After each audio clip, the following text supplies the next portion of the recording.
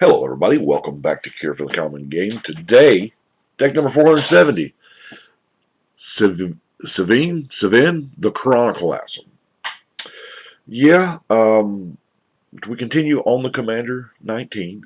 We're not even halfway through, so still got a ways to. Before we get into it, I want to give a big shout out and a thank you to Anthony Amendola. He is our newest patron. Thank you so much, Anthony.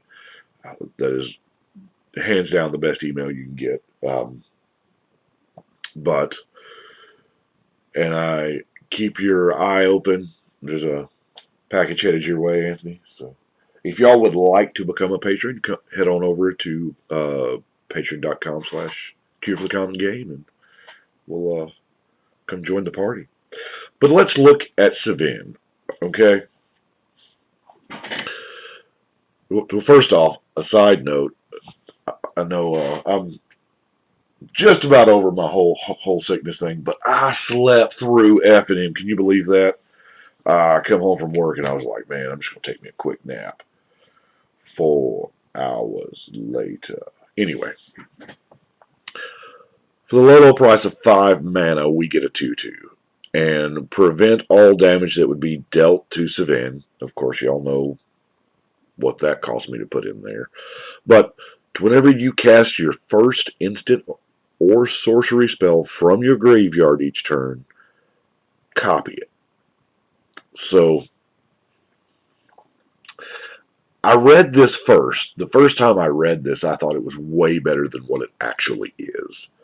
I didn't see from your graveyard. And so I headed down a wrong path. And then turn that down a little bit. So, yeah, this is the flashback guy. So that was where I went. But first, before we get into the flashback stuff, let's look at Pariah, because y'all know it's in there. Now, I don't have the Pariah equipment because, quite frankly, I don't even think I own one of those, or maybe one. So I don't. But Pariah, of course, Sevinne can't take damage, so naturally we want to put a Pariah on him so that, we never have to take damage. Now, that generally paints a target on him, but it saves us for a little bit of damage. But let's look at, wow, when I put this out, it's not exactly organized here. Let's look at the instant sorcery side of things. Because I figure we're going to want to cast, obviously one a turn from the yard. So it would help if they were cheaper through the Sanctum, through the Electromancer. Gutter Snipe's not a bad option. We have a lot of like card draw type stuff, and each opponent. That I really love that wording. And I put in a thing from the eye simply because I had it, and it kind of went with the instant sorcery thing. And I mean, it's not a bad card. So let's look at the actual flashback cards. I may miss some, but we have Mystic Retrieval. Of course, bringing it back. Ray of Distortion. A little bit of removal. Purify the Grave. Let's look at this new reclamation here. Return target permanent. Oh, this is the one-shot Sun Titan effect. Yeah, and then if you flash it back, you get 2 of it. So, it's really not bad. Momentary Blink. It's always been a good card. Cackling Counterpart. Prismatic Strands. It's kind of neat. Had a shiny Lava Dart. I didn't realize the full differential on this card was so insane. Geist Flame. Firebolt. The small numbers of damage like that is more for removal than anything else, obviously. Mass Diminish. Now, I like this because it lasts until your next turn, not until the end of the current turn. So it's a sorcery, so you have to play it during your main phase, obviously. But you can just pick somebody at the table to have a bad round. I mean, if they've got a ton of big stuff, yeah. Ignite the future. Now, what is it? It's not impulsive draw. I can't remember what the temporary card advantage, because you this is how they're trying to fix Red's card draw problem, is without drawing cards, having access to cards temporarily. Exile top 2 cards of your library. You can play those cards. Feeling of Dread. Runic Repetition was kind of a clear fit in the deck to return one of those. And then I looked at like increasing vengeance is what started me down the rabbit hole. I said, well, we're already kind of copying the instant sorcery thing, right? I was like, that's kind of neat. And then I went to increasing devotion, and I was like, well, that's a whole lot of tokens too. And then I was like, why not get the full set? So, increasing confusion. Now we have burning oil. There's a lot of flashbacks. So, a lot of these cards get better once you mentally tack on copy it. You know what I'm saying? Um, Rolling Tembler, Devil's Play. I think that. Oh, then we're into the card draw section. We can't have a flashback deck without Faithless Looting, right? I mean, it's just I don't really know how to do that, but Desperate Ravings. Now, I really like the Secrets of the Dead as well. You just cast a spell from your graveyard, draw a card.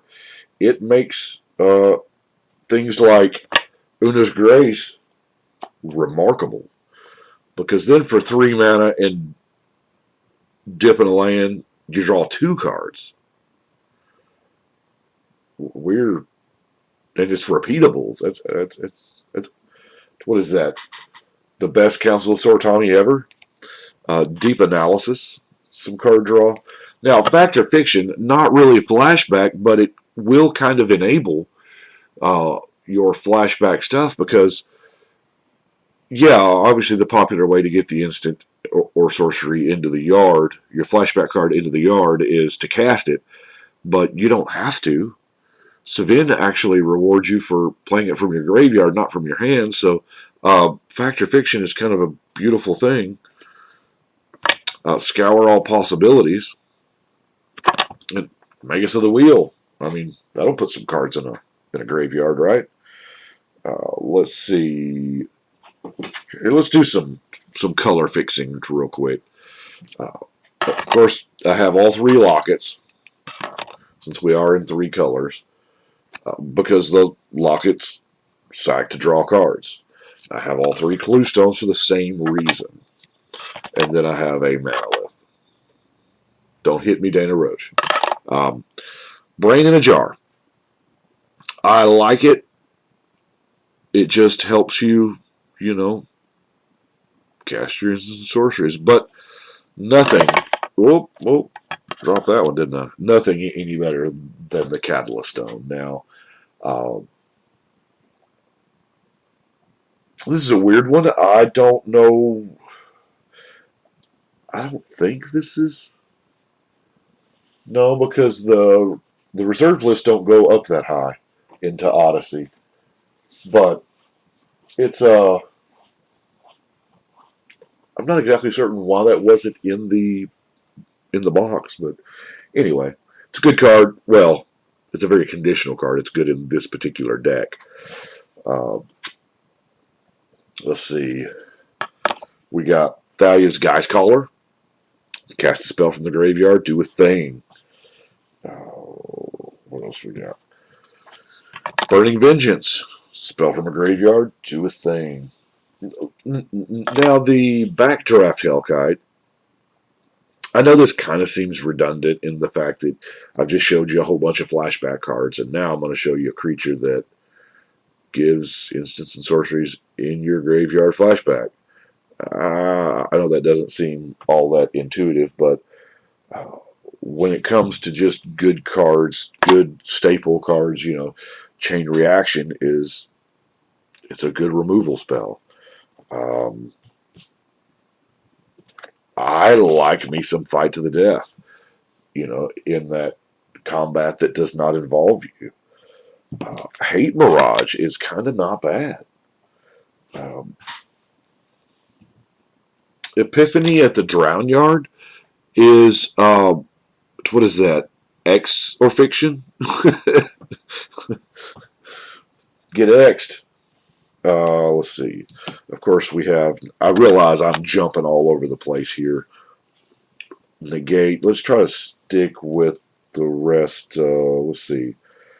So what would that be? Control removal stuff. Shenanigans. Here again, yeah, it's not. You're not casting it from your graveyard, but it will let you put cards in your graveyard with the dredge. I'm actually thinking about. I'm thinking hard about Shenanigans. There's a deck I'm thinking of for another format. Yeah, I'm thinking about actually building a 60 card deck. That's weird, right? But I think Shenanigans may go in it. March of Souls is another one of board wipes. Although granted they're 1/1 spirits, but hey, that's not that bad when you park it next to the Power Stone Minefield. Kind of takes out those weenie token decks. Master Warcraft I like. Here again, it's a decent card, but its versatility ramps up when you are not involved in combat. You can actually you choose which creatures attack and block, so you can blow out 2 players this way. Let's look at dual casting. There's something weird about Avacyn Restored foils. I don't know what it is, but I don't know if the sheen is different on it or something. I don't know. It just seems weird. Not like the ones in the previous but anyway, making one of your creatures tap to copy, it's not bad. Mirari. Since we are casting, 1 spell a turn, and it's probably going to be a decent spell that we get to copy, well, I heard you like copies, so let's copy them copies, right? Well, you actually can't copy the copies with the Mirari. For a brief period, right after Odyssey was released, we actually thought that you could. You could just, for as many times as you paid 3, yeah. Spellweaver Volute is very unique. I love those Future Sight cards that are just, you read them and you go, what did I just read? But you enchant the instant in a graveyard, which is super weird. I think this may be the only card that does that.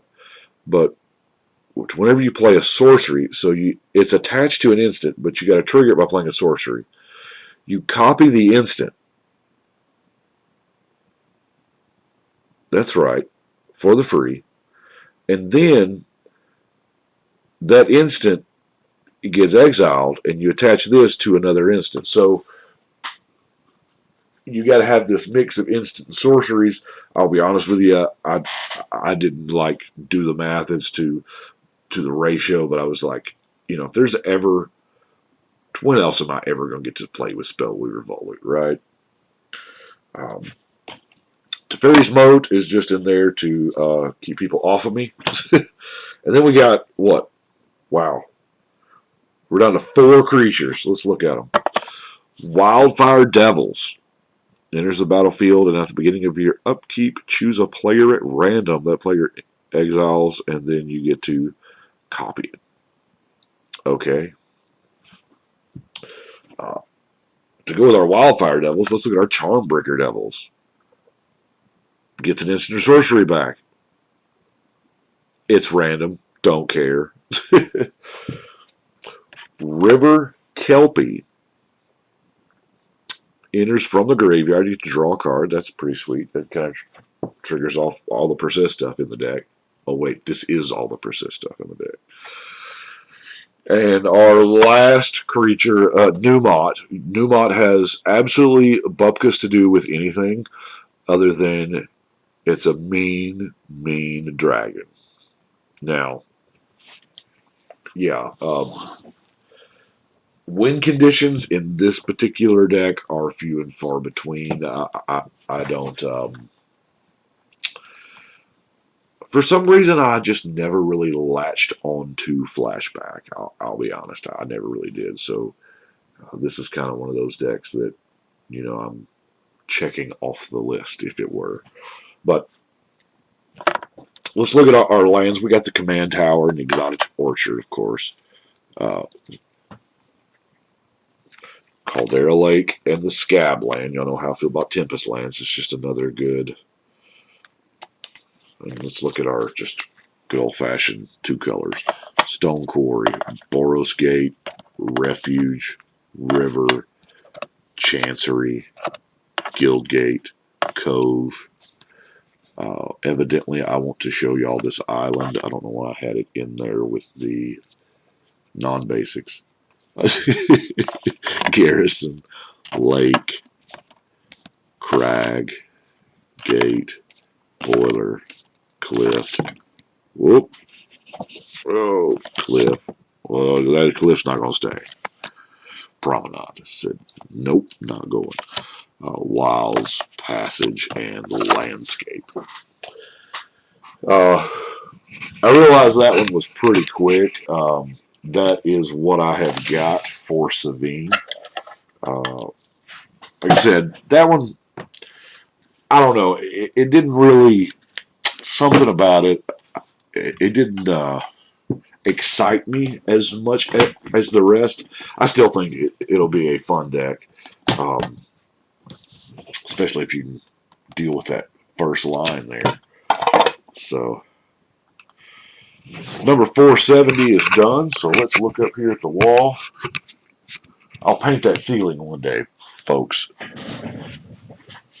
For those of y'all who don't know, oh, look at this. We finished out a whole line there. That's pretty sweet. For those of y'all that don't know, this room has a huge story behind it. It used to be, I don't know, a dozen different things. Originally, it was a garage, and I closed it in years ago for my daughter. Hence the crazy tie-dye. But I do appreciate y'all watching. Y'all, and thank you so much, Anthony. Thank you. Y'all let me know what you think. I believe I can't see the next deck from here because I'm old. But I'm wide awake now. I mean, I'm recording this on Friday, and yeah, I'm just going to, after work, because I spent all day out in the sun painting like parking lot lines, whatever. But I was sun drained and tired, and I'm going to get me a nap before I go play cards. And 8:30 happened. I was like, wow. Anyway, I appreciate you watching. Y'all let me know what you think. But I think right now, we're going to shuffle and cut.